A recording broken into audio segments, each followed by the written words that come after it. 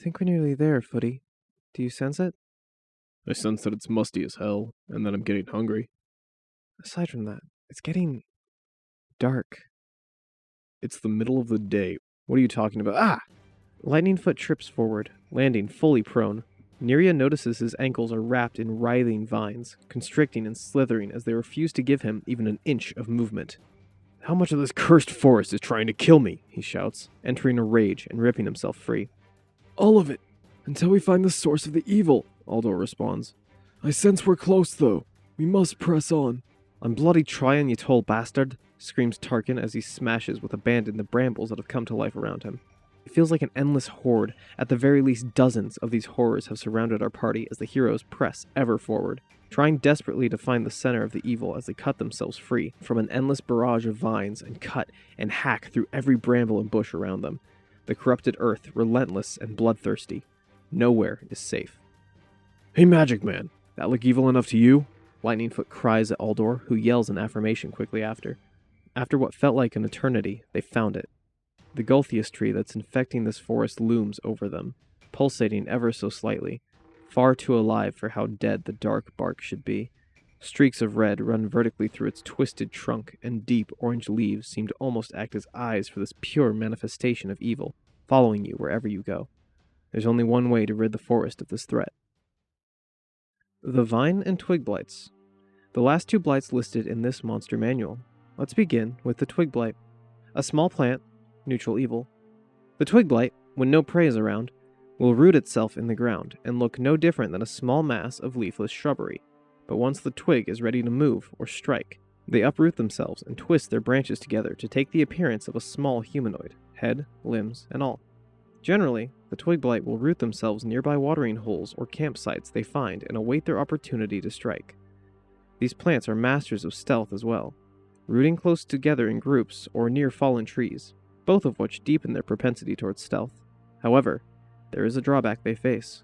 They're extremely dry creatures and are quite susceptible to fire. Onto their stat block.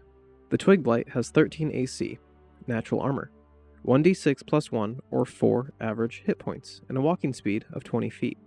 These plants have 6 strength, a -2 detriment, 13 dexterity, a +1 bonus, 12 constitution, a +1 bonus, 4 intelligence, a -3 detriment, 8 wisdom, a -1 detriment, and 3 charisma, a -4 detriment.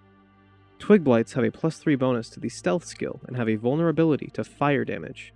What this means is that the vulnerable creature will take double the damage from that damage type. They're immune to the blinded and deafened conditions, and, similar to the Needle Blight, have blind sight within 60 feet.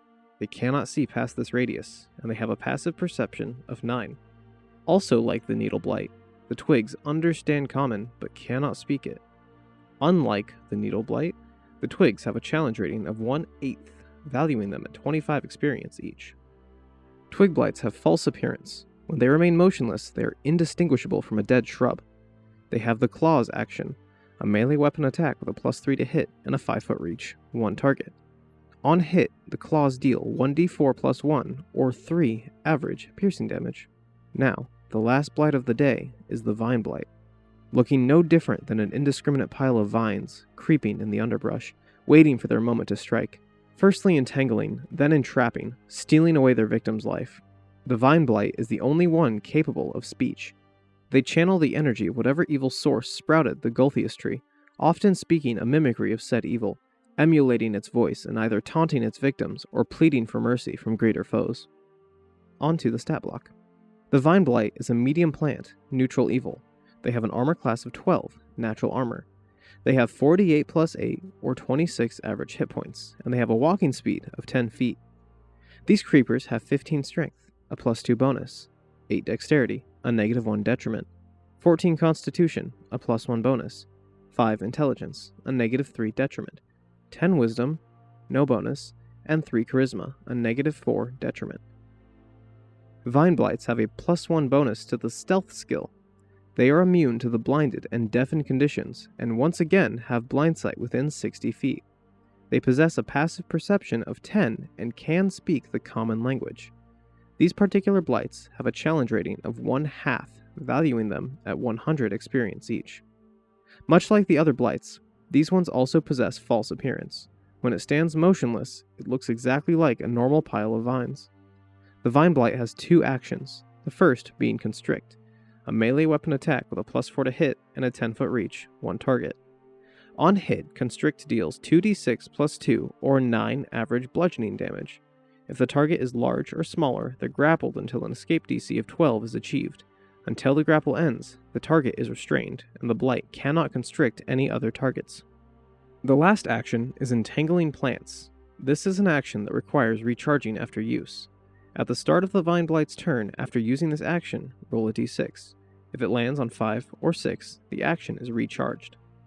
On to the actual action. A 15-foot radius of grasping roots and vines emerges around the Blight. For the next minute, the area is counted as rough terrain for all non-plant creatures. On top of this, every creature within that 15-foot radius of the Blight must succeed a DC 12 strength save or be restrained. Creatures within the circle can free others assuming they pass that same DC 12 strength save. Aldor quickly gets to work, casting Fireball on the tree. He begins to materialize a sphere of flame in his hand and releases the energy towards the Gulthias tree. And nothing happens. Damn it all, I can't do anything to it, He cries. It's up to you 3. I'll hold them off as long as I can. Aldor thought quickly and summoned a wall of fire around the party and the tree. I can't keep this up for long. Think of something. Neria doesn't skip a beat and immediately begins searching through her bag as Lightningfoot begins chopping at the cursed tree. It seems to almost convulse in response to the barbarian's violence, twisting and constricting more and more as only a little progress is made against it. Finally, Neria finds what she was looking for. A small bag and a stick of dynamite she stole from some drunk dwarves last week. She then cuts off a quarter of the explosive stick and puts the last 3 quarters in the bag. I need to be careful with this, she thinks to herself. Footy, use this! She tosses the quarter of dynamite to Lightningfoot, who shoves it into the slit in the tree that he's created. Tarkin then lights up a stick he found on the ground and sets it aflame, putting the flame to the fuse. Get the hell away from the tree, Lightningfoot yells as he grabs Neria and starts to run. Aldor drops his concentration on the wall of flame and runs for dear life in front of everyone else. Not 10 seconds later, a massive explosion is heard. The trees shake around the party. Everything goes silent. The forest is safe.